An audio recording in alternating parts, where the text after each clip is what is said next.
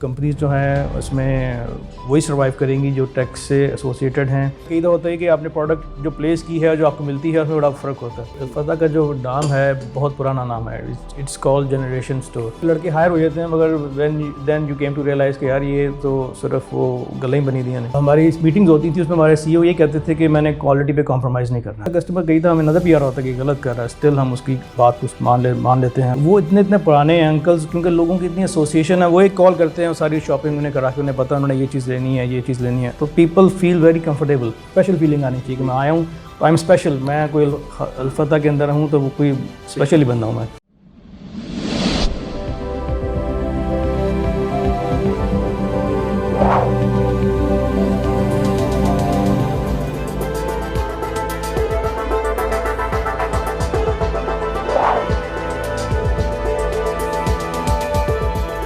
आउज़ बिल्लाहि मिनश शैतानिर्रजीम बिस्मिल्लाहिर्रहमानिर्रहीम।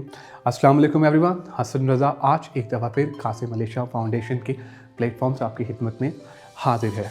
दोस्तों, एक बहुत बड़ा ब्रांड पाकिस्तान का जिसका नाम है अल-फतेह पिछले 4 सालों में कैसे ग्रो किया। माशाल्लाह अल-फतेह काफ़ी अरसे से पाकिस्तान में काम कर रहे हैं, लेकिन एक सक्सेस स्टोरी है और वो सक्सेस स्टोरी है कि पिछले कुछ सालों में अल-फतेह ने बहुत एक्सपोनेंशियल ग्रोथ हासिल की।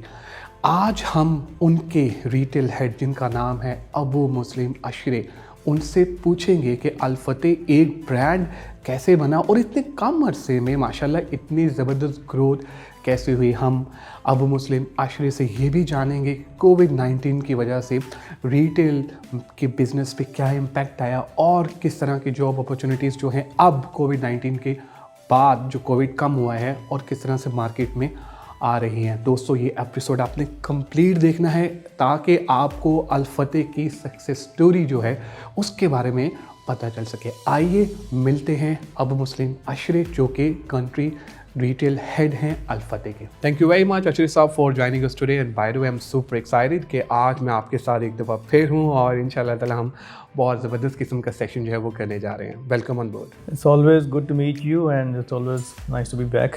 Great and by the way it's good to see your smile और काफ़ी जो है, चलिए एनीवे लेट्स डिस्कस। अच्छा साहब, माशाल्लाह तकरीबन 20 साल का एक्सपीरियंस आपके रिटेल में होने वाला है। कैसे ये सोचा था यार, बाय चांस एक डिसीजन था या बाय चॉइस था यार कि मैंने रिटेल में आना है? नहीं, it's you can say it's by chance because I was working in a textile company. जब मैंने MBA किया तो जो उस बात है 2000 की, उस वक्त एक इंडस्ट्री थी टेक्सटाइल, बड़े बड़े ग्रुप्स थे 3-4, वहीं पे सबकी कोशिश होती थी। अंगूरा से आपने स्टूडेंट्स स्टार्ट किया था? हाँ। तो मैंने वहाँ से स्टार्ट किया और मिल पे भी मैंने 9 मंथ्स स्पेंड किए ऑन द जॉब, ट्रेनिंग की। उसके बाद वहीं पे थे, मगर उस वक्त फिर टाइम था जब चाइना आ रहा था, श्रीलंका, बांग्लादेश, इंडिया काफ़ी इन हो रहा था और पाकिस्तान की जो टेक्सटाइल इंडस्ट्री स्ट्रगल कर रही थी। तो कोई मुझे नज़र नहीं आ रहा था फ्यूचर। तो मैंने वहाँ पे तकरीबन 3.5-4 साल काम किया। फिर मुझे जब फील हुआ, एक हंच होती है ना इंसान की कि यार ये मैं स्टक हो गया हूँ, यहाँ पे स्टक हो जाऊँगा या मैं कहीं इसी इंडस्ट्री के अंदर फंस ना जाऊँ। सो फिर मैंने उस ज़माने में मैं डॉन अखबार आया करता था, मैंने अप्लाई किया काफ़ी जगहों के ऊपर, जिनमें से एक सर्विस की ऑर्गेनाइजेशन थी। वहाँ पे फिर मुझे कॉल आ गई, तो देन आई गॉट इंटरव्यूड और वहाँ पे उनके HR से इंटरव्यू हुआ पहले, फिर सेकंड इंटरव्यू जो है हमारे कंट्री मैनेजर से हुआ। So that is how I got hired और I was hired as ADM for Lahore district. एक हमारे पुराने जो DM थे वो रिटायर हो रहे थे, तो उनके साथ मुझे उन्होंने अटैच किया। तो एक्सपीरियंस उनके साथ जो था, उनका जो एक्सपीरियंस था उसके साथ उनके साथ 6 महीने काम किया, फिर थोड़ा इंडिपेंडेंट काम करने का मौका मिला। तो that is how I get into retail. और वहाँ से मुझे पता चला कि रिटेल क्या होती है। पहले 6 महीने खास इतना पता नहीं चला। फिर दैन हमारे एक नए ऑपरेशन मैनेजर है नवीद अख्तर साहब, उन्होंने फिर मुझे ज़रा एक ट्रेनिंग की कि विजिट्स क्या होते हैं, ब्रांच पे जाके क्या देखना होता है। और मैं पहले ज़्यादातर सब कंप्यूटर ओरिएंटेड एनालिसिस, क्रिटिकल और स्टैटिस्टिकल चीज़ों को देख रहा था। फिर उन्होंने कहा नहीं, फ्रंट एंड पे जाके टीम को मोटिवेट करना, टीम का बिल्ड करना, उनसे इंटरेक्शन करना, उनके इश्यूज़ को रिजॉल्व करना। सो इस तरह सारा सिलसिला चला। ग्रेट, वंडरफुल एंड माशाल्लाह व्हाट अ इंस्पायरेशनल स्टोरी है, क्योंकि मेरा तो आपका काफ़ी पुराना ताल्लुक़ है काफ़ी सालों से। तो अशरे साहब, अब हम ज़रा बात करते हैं जो कोविड-19 आया, हर सेक्टर में तबाही मचाई। पर्टिकुलरली अगर आप देखें तो रिटेल में तो काफ़ी प्रॉब्लम्स जो हैं वो हुई, काफ़ी शॉप्स जो हैं वो बंद हुई। FMCG को इतना मसला एसएच नहीं हुआ, बल्कि उनको तो बूम ही मिला। तो आप क्या देखते हैं कि अब कोविड से पहले क्या सिनेरियो था और कोविड के बाद जो है वो क्या सिनेरियो होगा बिजनेस के पॉइंट ऑफ व्यू से और जॉब्स के पॉइंट ऑफ व्यू से? कोविड ने तो बहुत हिला के रख दी पूरी दुनिया को। फॉर अबाउट 6 मंथ्स तो बिल्कुल ही बिजनेसेस ख़त्म हो चुके थे। काफ़ी कई बिजनेसेस ख़त्म हो गए। मेरे अपने 1-2 कोलीग्स थे जिन्होंने अपना रिटेल का बिज़नेस स्टार्ट किया, than they have to wind up. हाँ, जो लोग सर्वाइव किए वो 2 बेसिकल इंडस्ट्रीज थी, एक FMCG और एक जो है मेडिसिन के हवाले से जो है, तीसरी टेक आई थिंक। हाँ टेक। हाँ, और फिर ये था कि businesses which were operating e-commerce वो बूम किए बिकॉज होम डिलीवरी वाला एक बिल्कुल सिनेरियो था। अच्छा, होम डिलीवरी वाला पार्ट सारा यूरोप में और अमेरिका में तो ऑलरेडी चल रहा था, मगर पाकिस्तान में ये चीज़ बहुत स्लो थी। इवन हमारे अल्फतह के अंदर भी जो है ये बहुत स्लो था। हमारे लिए पेन पॉइंट यही था कि यार ई-कॉमर्स कैसे इस्टेब्लिश करें, कैसे ग्रो करें। तो ये एक ब्लेसिंग इन डिस्गाइज वाला पार्ट हुआ कि हमारा इसके 1% शेयर भी नहीं होता था। फिर उसकी अल्टीमेटली बहुत ज़्यादा एकदम बूम आया और लोग होम डिलीवरी वाला पार्ट कर रहे थे। ब्रांचेज की क्योंकि टाइम्स भी शॉर्ट हो चुके हुए थे, 5-6 बजे बंद हो जाता था, कभी कभी वीकेंड्स पे टोटली ऑफ होती थी। तो वो फिर ई-कॉमर्स ने बचाया। और जो आगे भी मैं जो देख रहा हूँ कि अभी भी लोग जो हैं ऑल्दो के रिटेल खुल चुकी है, मार्केट्स खुल चुकी हैं, मगर ट्रेंड जो है टुवर्ड्स ई-कॉमर्स बहुत चला गया हुआ है। अब आप फेसबुक चले जाएं, इतने ज़्यादा आते हैं कि आपके पास पोस्ट आती हैं कि आप ये मंगा लें। बच्चे, मेरे छोटे बच्चे हैं, जो मंगा रहे होते हैं कुछ ना कुछ, ये मैंने नाइट सूट मंगा लिया, मैंने स्टेशनरी की चीज़ मंगा ली, तो ख़ुद वो ऑर्डर दे देते हैं और फिर माँ को हमें आ जाते हैं कि ये मैंने ये चीज़ मंगाई है तो पेमेंट कर दें। तो जो न्यू जनरेशन आ रही है वो तो टोटली टेक से रिलेटेड है और वो उनको पूरा नॉलेज है इस चीज़ के हवाले से कि ये मंगाना है। हमारा होता है कि जब तक हम चीज़ फील ना करें, देखें ना, तो ये है वो है। अब वो चीज़ चेंज हो रही है क्योंकि पाकिस्तान में ये चीज़ बहुत ज़्यादा थी। तो आगे जो मैं देख रहा हूँ ये जो है कंपनीज जो हैं उसमें वही सर्वाइव करेंगी जो टेक से एसोसिएटेड हैं, तो ई-कॉमर्स को बहुत अच्छे तरीके से मैनेज करती हैं, अपने डिलीवरी टाइम्स को, अपनी जो प्रॉमिस कर रहे होते हैं कि होता है कि इधर होता है कि आपने प्रोडक्ट जो प्लेस की है जो आपको मिलती है उसमें बड़ा फ़र्क होता है। अगर इस तरह की चीज़ें रहेंगी तो बड़ा मुश्किल है। अदरवाइज़ अगर प्रॉमिस करते हैं आपने जो डिलीवर करना है, अगर आप वो करते हैं तो the future is very bright for the e-commerce industry. अब वैसे भी रिटेल भी खुल रही है, तो आई होप कि ओवरऑल जो है मार्केट्स की जो पोजीशन भी जो है वो ठीक होगी। और जो जॉब्स हैं वो आप समझते हैं कि इंशाल्लाह ताला वक्त के साथ हाँ, जॉब ऑब्वियसली लोगों ने बहुत सफ़र किया है। हमारे वो बहुत कोलीग्स थे जो कि बेचारे बड़ी पोजीशंस पे थे, but they have to suffer due to the COVID issues. मगर ये है कि अभी जॉब्स माशाल्लाह मार्केट के अंदर हैं और people are looking for the professionals और इंशाल्लाह आगे चीज़ें ठीक ही होंगी। भाई साहब, हम अब बात करेंगे कि अल-फतेह कैसे एक ब्रांड बना। जब आपने ज्वाइन किया तब तो बड़े कम स्टोर्स थे, माशाल्लाह वक्त के साथ साथ बड़ी एक्सपोनेंशियल ग्रोथ हुई अल-फतेह की। तो क्या रास्ता, कामयाबी क्या थी? जब मैंने फतह ज्वाइन किया था कोई 4 साल की 3.5-4 साल पहले के करीब, तो देवर ऑपरेटिंग विद 13 ब्रांचेस। बल्कि इनफैक्ट अगर थोड़ा सा पीछे जाना चाहूँगा कि फतह का जो नाम है बहुत पुराना नाम है। इट्स कॉल्ड जनरेशन स्टोर और it is called generation store for a reason because 41 से इस्टेब्लिश है और बहुत देर तक एक ही स्टोर था लिबर्टी में। अक्सर लोग, आप जितने भी पुराने लोगों को पूछेंगे तो दे नो अल-फतह और लिबर्टी के स्टोर बैक साइड पे हुआ करता था। उसके बाद फिर उन्होंने एक्सपेंशन की, एक स्टोर खुला फैसलाबाद में, फिर जो है वाई ब्लॉक में खुला। फिर जब मैंने ज्वाइन किया तो तकरीबन के 13 स्टोर्स थे एंड माशाल्लाह नाउ आफ्टर 3.5 years ये we are operating with 29 stores. अभी एक स्टोर इंशाल्लाह इस मंथ के एंड पे भी जो है ओपन हो जाएगा।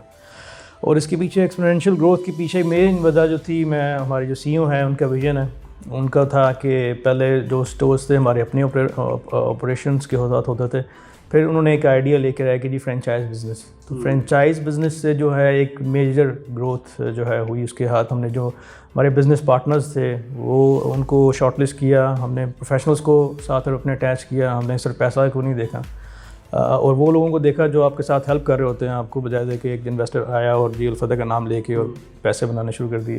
सो उन सिलेक्शन ऑफ लोकेशन बहुत मैटर करता था, selection of ideal business partners दो ताकि आपके हेल्पिंग हैंड्स हों।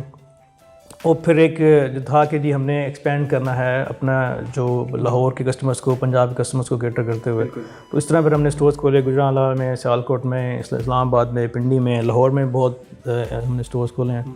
सो उसमें एक उसके बाद फिर जो कुछ प्रोफेशनल्स को हायर किया। जब मैंने ज्वाइन किया तो there was no retail structure as such. शेख साहब ख़ुद ही थे, उनके बेटे अभी आए थे ज़ुहैब साहब, उन्होंने ही मुझे इनफैक्ट हायर किया था। उनका एक विजन था कि हमने इसको आगे ग्रोथ बढ़ा करनी है तो किस तरीके से चलेंगे, रिटेल स्ट्रक्चर क्या होता है। फिर हमने एक रिटेल स्ट्रक्चर बनाया, सेल्स पहले थी, डेली बेसिस पे आनी शुरू हुई, फिर ब्रांचेस को डिवाइड किया, एरिया हेड्स को हायर किया गया, एक हायरार्की बनाई बेसिकली कि रिपोर्टिंग लाइन क्या होगी, लोग डायरेक्ट नहीं होंगे, जो लोग प्रोफेशनल हायर किए गए हैं वो डिसीजन दे रहे होंगे, और रिपोर्टिंग काम जो है वो किस तरीके से देर एंड डन हो रहा होगा, डिसेंट्रलाइज किया चीज़ों को।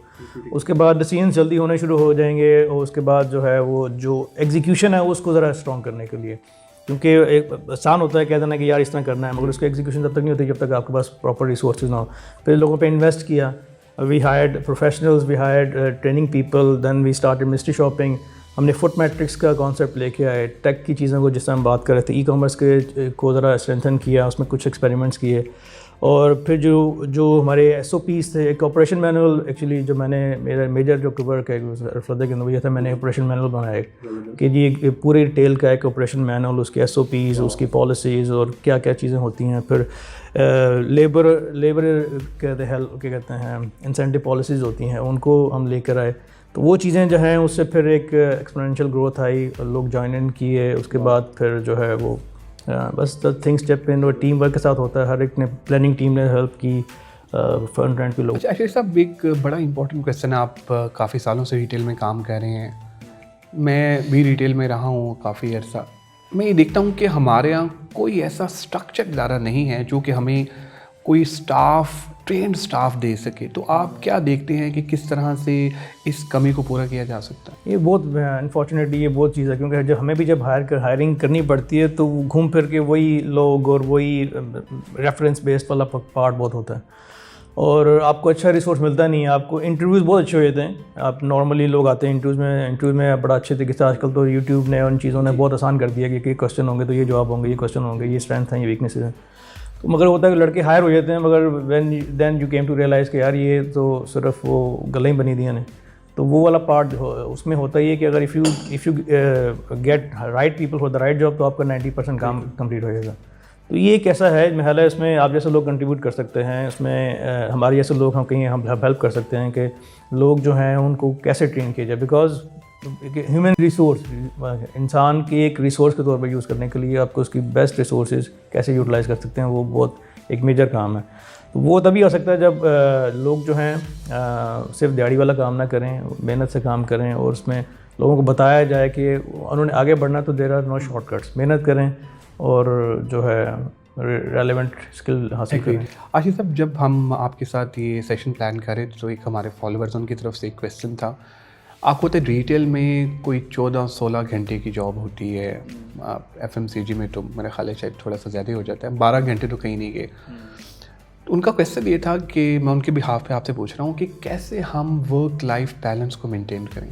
कि it's a difficult question, because वही बात है FMCG के अंदर, बिकॉज जब तक ब्रांचेस खुली हैं आपको सुबह से लेकर रात तक जो है एक कंटिन्यूस फ़ोन कॉल्स और आपसे इन द फील्ड आपको रहना पड़ता है। देखता हूँ आप भी रात के मतलब विजिट्स चल रहे हैं, कई दफ़ा ऑडिशन विजिट्स होते हैं, लेट नाइट्स आना पड़ता है, फैमिली लाइफ भी होती है, बच्चे भी होते हैं। चलिए आप ही तो पूछ लेते हैं किस तरह बैलेंस करते हैं? बैलेंस इस तरह करते हैं कि वो पूरा साल तो टका के काम करते हैं, उसमें फिर होता है कि साल में कोई 8-10 दिन होता है, उसमें ब्रेक लेके आप कोशिश करते हैं कि फैमिली के साथ टाइम स्पेंड किया जाए, कभी बच्चों को ले गए। संडेज़ को मैं कोशिश करता हूँ कि संडेज़ को मैं क्वालिटी टाइम स्पेंड करूँ बच्चों के साथ, उनको कहीं ले गए, उनके साथ।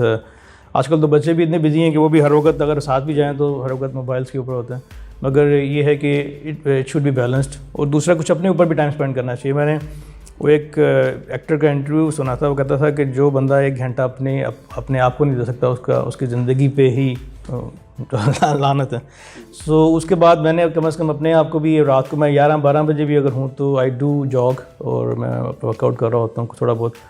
उसके अलावा जो है बच्चों के साथ जितना टाइम स्पेंड कर सकते हैं आप, उनके PTMs अटेंड करना, और ये है कि आपको ऑब्वियसली फैमिली के लिए आप सब कुछ कर रहे होते हैं तो you have to give some time to the family. Great, wonderful. अच्छा साहब, एक बड़ा इंपॉर्टेंट क्वेश्चन है कि आपने माशाल्लाह 20 साल में बड़े लोगों के इंटरव्यूज़ किए, आपने बड़े लोगों की हायरिंग भी की है, तो आप क्या स्किल सेट देखते हैं कि किसी को रखते हुए कि यार ये चीज़ इसमें होनी चाहिए तो मैं इसे रखूँगा?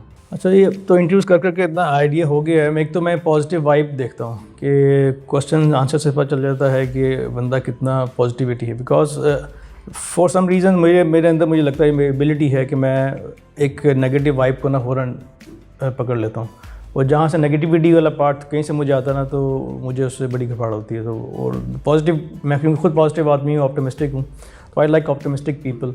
और फिर होता है कि कुछ क्वेश्चन ऐसे होते हैं जिससे आप पता चल जाता है कि जो कैंडिडेट है ये लॉन्ग टर्म के लिए आया है, इसका स्किल सेट क्या है, ये कितना एंथुसियास्टिक है, उसकी एनर्जी कैसी है, वो कितना अपने काम के बारे में जानता है, कितना कैजुअल है, या कितना जो है अपने अंडरस्टैंडिंग लेके सारे तरीके से आया, तो उससे आपको काफ़ी हेल्प हो जाती है क्वेश्चन आंसर। अच्छा शीज़, अब एक बड़ा इंपॉर्टेंट सवाल वो ये है कि जब हम रिटेल की बात करते हैं तो रिटेल में बहुत इंपॉर्टेंट रोल प्ले करती है लोकेशन, फिर कस्टमर सर्विस, फिर आपका HR। तो मैं देखता हूँ कि with the passage of time Al Fateh ने अपने आप को बहुत माशाल्लाह इम्प्रूव किया, और डेफिनेटली आपका और जो आपके बॉसेस हैं उनका इम्पॉर्टेंट रोल जो रहा होगा। तो कस्टमर फीडबैक जो है वो कभी आया आपको इसके ऊपर कि यार ये इम्प्रूवमेंट की आपने, किस तरह से लेकर आप जो चले हैं, ये सफ़र कैसा रहा? हाँ बिल्कुल, ये जो आपने बात की है इसमें मैं ये है कि वही बात है कि एक्सपेंशन तभी हो सकती है if you have right people. Location बहुत मैटर करती है, एंड देन ये है कि जो कस्टमर एक्सपीरियंस है, हमने जो काम किए पिछले 4 सालों में, जो हमारा ख्याल समझता हूँ कि इसकी एक कामयाबी की वजह वो ये है कि कस्टमर एक्सपीरियंस हमने उस पर मेक श्योर किया है। We don't compromise on quality. हमारे और भी ब्रांड्स हैं जो भी कराची से कुछ लोग यहाँ पे आए हैं, उन्होंने ब्रांचेस खोली हैं, मगर वो एक्सपेंड नहीं कर सके या उस तरीके से उनको सक्सेस नहीं मिल सकी, बिकॉज हमारी इस मीटिंग्स होती थी, उसमें हमारे CEO ये कहते थे कि मैंने क्वालिटी पे कॉम्प्रोमाइज़ नहीं करना है, मैंने चीज़ें सस्ती के नाम के ऊपर जो है मैंने कचरा नहीं बेचना। उस पर यह था कि मैं अच्छी चीज़ को सस्ता कर लूँगा, कम कर दूँगा, मगर मैं ख़राब चीज़ नहीं खरीदूँगा। और मेरे लिए बहुत आई ओपनर था कि यार ये बंदा जो है ये मतलब कहता है कि मैंने ये दालें जो हैं वो नहीं लेनी हल्की वाली, या मैंने ये नहीं करना लेना। तो पैकेजिंग के साथ साथ जो है ना वो, और दूसरा मैंने जो एक्सपीरियंस किया ना, वो जो हमारे CEO का भी और हमारा भी फोकस ये रहा है कि कस्टमर ओरिएंटेड कंपनी बनना है। उनका होता है कि कस्टमर के आगे आपने हार मान लेनी है। कई दफ़ा होता है कस्टमर कई दफ़ा हमें नज़र भी आ रहा होता है कि गलत कर रहा है, स्टिल हम उसकी जो है वो बात को मान लेते हैं, अपनी पॉलिसीज़ को भी जो है वो लीनियंट कर लेते हैं। और मैंने खुद देखा है, बिकॉज फर्स्ट हैंड जब मैं ज्वाइन किया तो मैं खुद ब्रांचेस पे खड़ा भी हुआ और एज अ ब्रांच मैनेजर काम भी किया। तो कस्टमर्स जिस तरह आ रहे होते थे बताते थे, और जो लेगेसी कस्टमर्स हैं, मतलब बचपन से एक डॉक्टर थी US से आई, she was about 35 years old, बच्चे थे उनके साथ छोटे, तो वो बच्चों को दिखाने लाई कि ये स्टोर थी, मैं यहाँ पे आती थी जब छोटी थी, और यहाँ से मैं ये कैंडीज़, और ये मेरे अंकल हैं, और जो GM थे वो भी बड़े पुराने थे। सो हमारे जो बहुत सारे एम्प्लॉयज़ हैं, दे आर रिटायरिंग, मतलब they are working after even after they retire the age of 60, और लोग उन्हें पहचानते हैं। हमारे बहुत से कैरियर्स हैं जो कि कैरियर्स होते हैं जो आपका सामान उठा रहे होते हैं, वो कस्टमर्स वाला सर्विस वाला पार्टी है। तो वो इतने पुराने हैं अंकल्स, क्योंकि लोगों की इतनी एसोसिएशन है, वो एक कॉल करते हैं, सारी शॉपिंग उन्हें करा के उन्हें पता उन्होंने ये चीज़ लेनी है, ये चीज़ लेनी है। तो पीपल फील वेरी कंफर्टेबल जब हमारे स्टोर्स पे आ रहे होते हैं, तो दे एक्सपेक्ट, हमारे पर प्रेशर भी बहुत होता है जब भी नया स्टोर भी खुल रहा होता है कि जी हर जगह पे वही कस्टमर सर्विस हो, क्योंकि पहले एक स्टोर था, 2-4 स्टोर्स थे, अब नए स्टोर्स हैं, हायरिंग नहीं हो रही होती है, तो वहाँ पे भी आपको जो पुराने लोग हैं उनके साथ तो एक उनकी लॉयल्टी वाला पार्ट होता है, तो नए लोगों के अंदर वो इनकलकेट करना वो बहुत मैटर करता है। तो हमारा बहुत फोकस होता है इस चीज़ के ऊपर, जो हमने सीखा भी है कि कस्टमर ओरिएंटेड और क्वालिटी पे कॉम्प्रोमाइज़ नहीं करना है। ये चीज़ें आप दो रखें आप, तो द थिंग्स आर मतलब profit is and the sales are bound to come. अगर आप कस्टमर एक्सपीरियंस और क्वालिटी और जो कस्टमर को फील हो कि यार उसके लिए ही शुड फील अवाव फीलिंग आनी चाहिए, स्पेशल फीलिंग आनी चाहिए कि मैं आया हूँ तो आई एम स्पेशल, मैं कोई अल्फता के अंदर हूँ तो वो कोई स्पेशल ही बंदा हूँ मैं। तो ये चीज़ें हैं जिसकी वजह से महला बहुत, वो जो ग्रोथ की अल्फता ने महला है इतनी ज़्यादा, और एक जो कस्टमर से लॉयल्टी बनी है उसकी भी मेजर ही वजह। Great, wonderful, what a session was, I mean you were amazing and superb Ashraf साहब। बड़ा अच्छा लगा आपसे बात करके, और पूरे सेशन में आई थिंक बड़ी ज़बरदस्त और अच्छी गुफ्तगू आपने जो की। और ऐसा final verdict about Qasim Ali Shah Foundation. Qasim Ali Shah साहब से जब जस्ट मुलाकात हुई है तो आई लव हिज वर्क। बहुत पहले देखना शुरू किया था यूट्यूब के ऊपर, तो पता चला था कि जैसे कोई स्पीकर्स होते हैं motivational speakers, so he one of them. मगर माशाल्लाह ही एक्सपेंडेड अ लॉट, और उनकी तो कई हर जगह कहीं ना कहीं, या यूट्यूब पे या फेसबुक पे या आप इवन ग्रुप्स के अंदर उनकी वीडियोस चल रही होती हैं। और I think the way the work he is doing is exceptional कि स्प्रेडिंग पॉजिटिविटी, जैसे मैंने आपको बताया कि मैं खुद एक पॉजिटिव आदमी हूँ, ऑप्टिमिस्टिक हूँ, तो उनकी बॉडी से ना पॉजिटिविटी की वाइब्स नज़र आती हैं कि वो अच्छा करना चाहते हैं, उसमें आपको मोटिवेशन है, आपको पॉजिटिविटी है, आपको फ्यूचर किस तरह के चलना है, आपको कैसे कामयाब होना है, आपकी ज़िंदगी के अपने तजर्बे उनके जो हैं उनका, और जो उनका विज़न है उसको देखते हुए आपको जो बता रहे होते हैं, तो इट्स वेरी ये कहते हैं लर्नड पर्सन है। सो आप उनसे बहुत सीखते हैं जब आप उनके सेशंस को सुनते हैं या देखते हैं। सो आज मुलाकात हुई उनसे, it's privilege for me also कि उनसे मुलाकात हुई। और थैंक यू अर्शी साहब, thank you everyone for watching the episode of Qasim Ali Shah Foundation today. और मैं उम्मीद करता हूँ कि आज का जो सेशन है आपको पसंद आया होगा। आज के सेशन में अबू मुस्लिम अशरे जो कि अल-फतेह के रिटेल हेड हैं वो हमारे साथ थे, और उन्होंने हमें बताया कि कोविड-19 की वजह से जो पहले मुश्किलात थी और अब जो है वो मुश्किलात कम हो गई हैं, और अब माशाल्लाह बिज़नेस अपॉर्चुनिटीज़ जो हैं वो काफ़ी आ रही हैं, जॉब्स भी जो है, जॉब मार्केट जो है वो भी बेहतर हो गई है।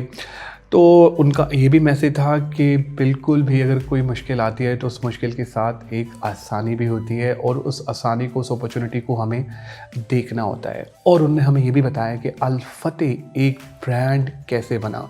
पिछले 4 सालों में अल-फतेह ने बहुत ज़्यादा माशाल्लाह ग्रोथ की, और उन्होंने उसकी भी सक्सेस स्टोरी हमसे शेयर की। अपना फीडबैक हमसे ज़रूर शेयर कीजिएगा ताकि हम इम्प्रूव कर सकें, और दुआओं में याद रखिएगा। टेक केयर, अल्लाह हाफ़िज़।